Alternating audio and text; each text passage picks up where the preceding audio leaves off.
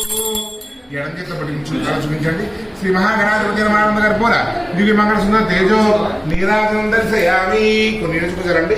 నీరాజనాంతరం శుద్ధ ఆచమనం సమర్పయామి. నమస్కరోమి. అతను దేవత సహిత వాస్తు పురుష దేవత సంపూర్ణ అనుగ్రహ ప్రసాద సిద్ధ్యర్థం కల్పోక్త విధానేన యావచ్చక్తి ధ్యాన ఆవాహన ఆది షోడశ ఉపచార పూజాం కరిష్యే. ఆదౌ నిర్విఘ్నేన పరిసమ అవాప్తి